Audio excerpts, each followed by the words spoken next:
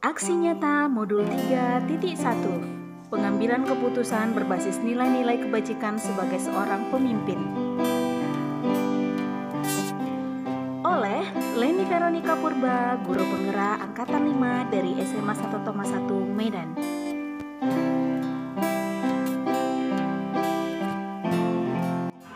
Salam sehat dan bahagia Bapak Ibu guru hebat. Saya Leni Veronica Purba, Guru Bimbingan Konseling dari SMA 1 Thomas 1, Guru Penggerak Angkatan 5. Saya akan memaparkan aksi nyata saya dalam modul 3.1, yaitu pengambilan keputusan berbasis nilai-nilai kebajikan sebagai seorang pemimpin. Sebagai manusia, kita sering sekali memang dihadapkan pada suatu pengambilan keputusan, ya, dilema-dilema yang kita hadapi setiap hari, dan kita harus bisa memutuskan suatu keputusan yang dianggap bisa menguntungkan semua pihak. Mungkin memang masalah-masalah yang saya hadapi setiap harinya memang tidak sekompleks apa yang mungkin dihadapi oleh seorang pemimpin sekolah atau kepala sekolah, ya, dan dalam mengambil sebuah keputusan itu tidaklah memang sangat kompleks dalam permasalahan-permasalahan siswa begitu. Nah, tetapi di sini saya akan memaparkan apa yang pernah saya alami dalam mengambil sebuah keputusan terkait dengan bagaimana siswa-siswa di tempat saya mengajar. Nah, dalam mengambil sebuah keputusan di dalam modul 3.1 sudah diajarkan bagaimana cara mengambil keputusan itu agar minim dari bias, minim dari kesalahan, dan juga bisa mengambil keputusan yang paling tepat untuk peserta didik. Pertama sekali, kita memang harus mengetahui apakah kasus yang kita hadapi atau permasalahan yang kita hadapi adalah permasalahan dilema etika ataukah bujukan moral. Nah, di sekolah, di tempat saya mengajar, saya sering menghadapi siswa-siswa yang datang terlambat ke sekolah.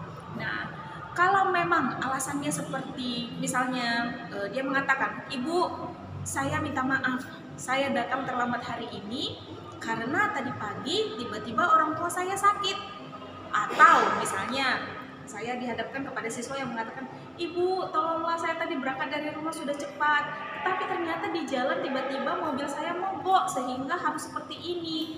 Nah, dilema-dilema etika seperti itu, apakah anak ini akan diberikan hukuman sesuai dengan peraturan sekolah, ataukah dia diberikan suatu kebijakan lain karena alasan yang dia perbuat? Nah, saya akan melihat apakah ini adalah suatu kasus dilema etika ataukah bujukan moral. Nah, untuk itu saya akan melakukan pengujian terhadap keputusan yang akan saya ambil berdasarkan 9 langkah pengujian keputusan yang sudah saya pelajari dalam modul 3.1. Nah, yang pertama itu adalah saya akan melihat apa sih nilai-nilai yang saling bertentangan di dalam kasus ini. Begitu. Nah, saya akan melihat apakah dia memang jujur ataukah dia tidak jujur dalam hal ini. Nah, yang kedua itu adalah saya akan mengumpulkan fakta-fakta yang relevan dengan situasi ini.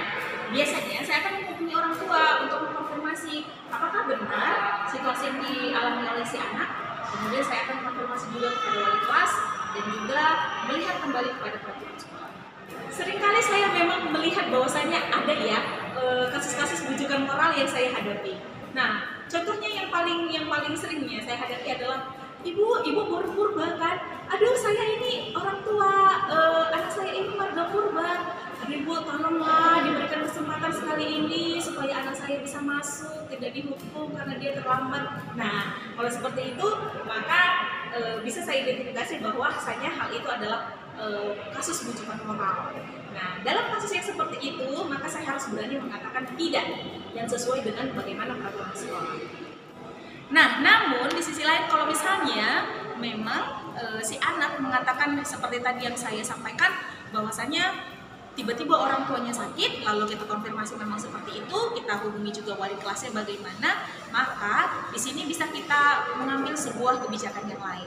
Nah, di sini kita mengenali nilai-nilai juga yang saling bertentangan itu, yaitu ada keadilan versus rasa kasihan. Nah, keadilan bahwasanya ini ada anak-anak yang lain juga yang terlambat. Bagaimana ini si anak ini apakah dispesialkan? Bagaimana dengan anak lain yang terlambat juga?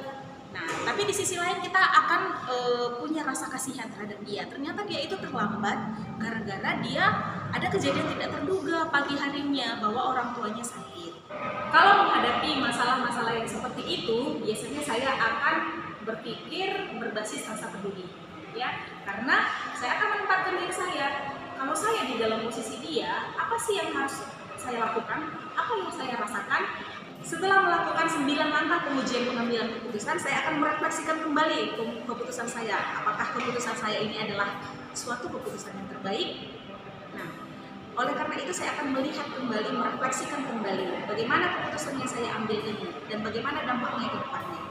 Jadi, Bapak Ibu sekalian, bagaimanapun keputusan yang diambil oleh seorang pemimpin pembelajaran dalam kasus-kasus dilema etika seperti ini, pasti akan ada pro kontra.